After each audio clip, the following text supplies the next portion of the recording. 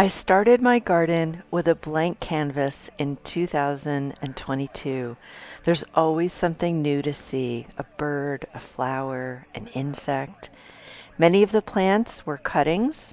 I nurture what grows and I don't try and force what doesn't. I find peace in my garden and share it with you each month. Come along with me and let's explore what is new in the garden this month.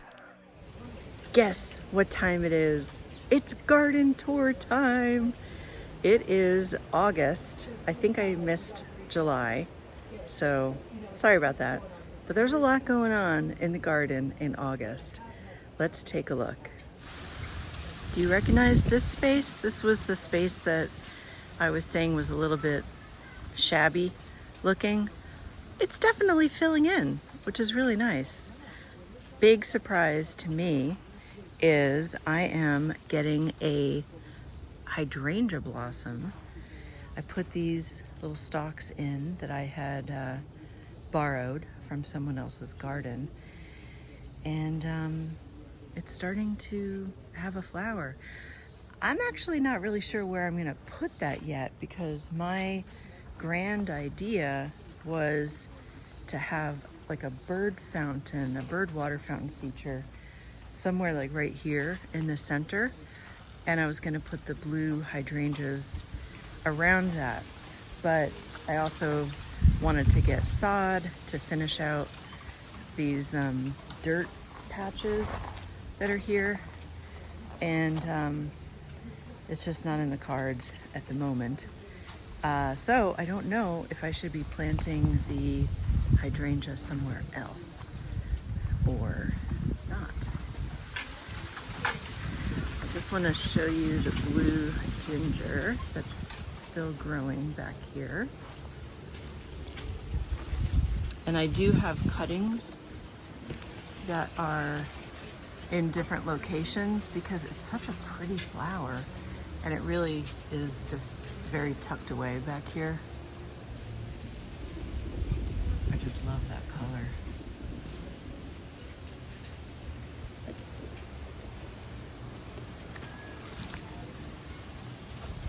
All right, no blossoms yet on ylang ylang, but there is something super cool on a fruit tree that I planted that I have to show you. Oh, and this white ginger that I had just kind of like tamped down into the ground, it's doing fine. It's actually gonna blossom, so that's nice. I mean, it's gonna root. I'm assuming it'll blossom. I really like that white ginger, especially against this dark purple ground cover. And this is mani, which is peanut, and that's supposed to help bring nitrogen to the soil. And I like the way it looks. My gardener had been a little vigorous with like cutting it with the weed whacker. So now we're on a program where it's like, save the money. Gardenia's doing well. I'm always reluctant to cut those big branches to make it, shorter and bushier as opposed to taller and gonna get tree-like. But maybe when I get back, I'll have the courage to do that. Green jade vine, really vigorously climbing. I'm very happy that it is healthy. And I decided I can't leave Panama until that blossoms once. I have to see a flower blossom on that tree before I leave Panama. And this is so funny, like stuff that you just ignore and avoid. I was just ignoring these orange blah blah blah name I forgot, and haven't watered back there, and they're just completely happy and healthy, thriving. Kind of same thing with the palm. I really haven't been watering it that much. I mean, we've had some downpours. It's been a really weird rainy season, and we are in an El Nino, which means it'll be less rainy. I have to say, it is nice to have the sun. But like today is very much like a dry season day. Breezy, kind of low humidity, and sun. But it should be a little more typical of rainy season. Here goes the lemon tree into its weird pattern of losing leaves, not bearing fruit. Still a mystery on how to get it to thrive.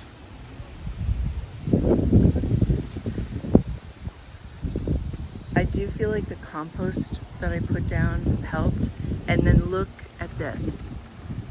I was so excited to see this in blossom because this plant was like scraggly. I mean, it just was not thriving at all. And now I've got these beautiful flower stalks on it. And I did put some of that compost on here, so I can only assume that the blossoming and the health of the plant is because of the compost. Such a great combination, the purple and the red or fuchsia.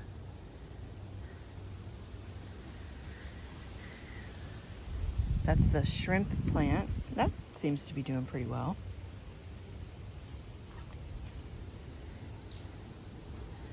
I did plant something, a climber in here that it's the plant with like the red and yellow dangly flowers, because yet again, there's nothing climbing up on the metal to shade the little hammock patio. And you know, I'm kind of rethinking the hammock area because I don't really take the hammocks in when it's rainy. And so they end up just getting wet and then musty and mildewy. So I am not sure what I'm gonna do about that. This area is filled out. I don't know if you remember when it was just all bare and I wanted to connect these two spaces, and now they're connected very well. Like it's connected.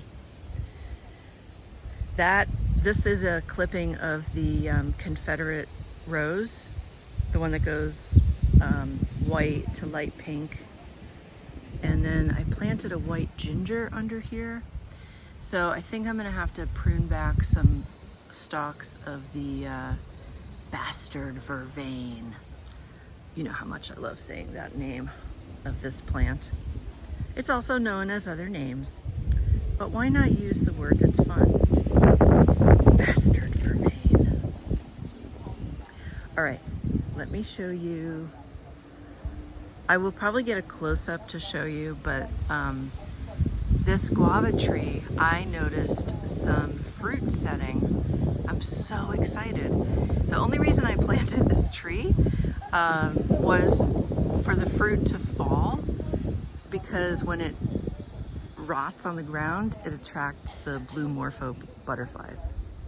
So that is why I planted it.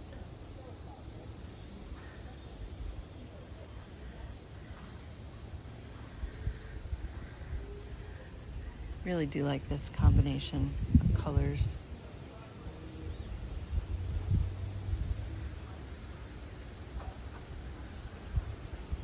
That hibiscus can get pruned down pretty vigorously. And it's funny, I'm just not able to do that with this hibiscus over here. Like, I know it grows back.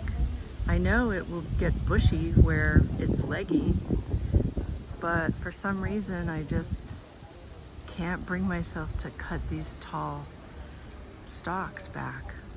Maybe I could do it because I'm leaving tomorrow. Or actually, when you're watching this, I might already be back. But as of this video, I'm leaving tomorrow for 2 weeks to go to the States. So maybe I just like cut it, and then when I come back, there might be some growth, you know, toward the bottom where it's kind of leggy. And then I won't have to look at the massacre that I've done. Definitely gonna have to prune back this Confederate rose because It's very tall and leggy. And I do know from experience that it will grow back. Love the zinnias, and I hope they continue to seed, self-seed, and multiply and be happy. Here's the Dombea, as big as ever. I mean, you saw, like, I hacked this thing back to nothing. And now it's just huge again. Oh, these are really pretty, the pink ginger that are coming in. Yesterday, there were a ton of dragonflies. That was just so pretty. It's like, you really just feel like everything is so alive. Oh, and there's a hummingbird nest I have to show you. But we can't get too close because we don't want to scare the hummingbirds. All right, Cosmos fell over. It'll probably self-seed, and those need to get cut back a bit. Let's get another view of the guava tree.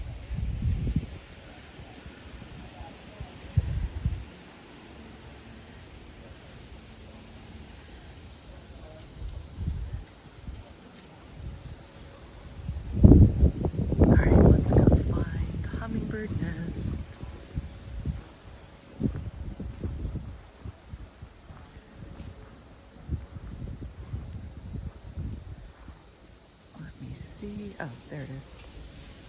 Oop, the bird just left the nest. I'm gonna zoom in just to show you, and I do have other video. Where is it?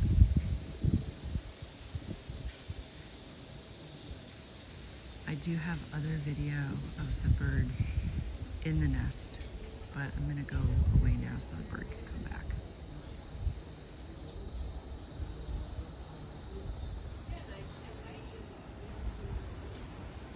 Nothing new over there, I don't think.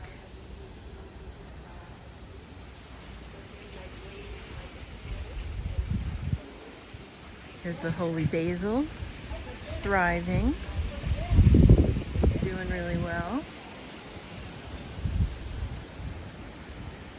I don't know if you remember when the elephant ear was a little bit sparse in this section because the gardener took out a lot of the ferns that were taking over.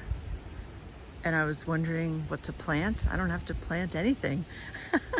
It just took over.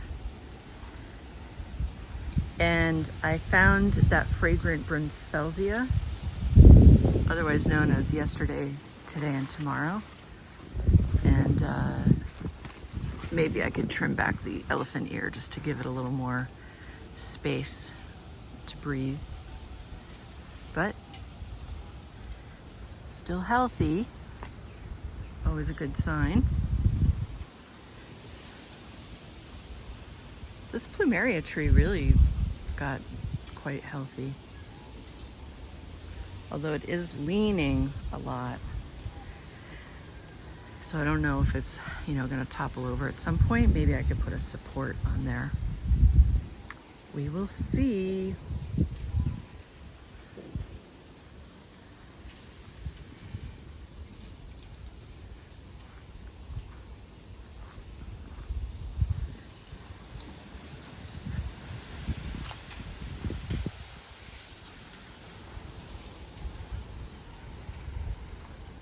These are doing okay. Again, this section needs a little help. It'll have to just get a little help when I get back. Got some bare spots to fill in. And not really sure what to put there.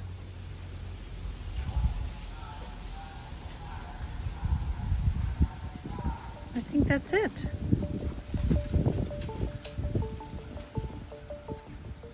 I hope you enjoyed the garden tour for August 2026, El Valle de Anton. Let me know what's growing in your garden, and I will see you for another garden tour in September.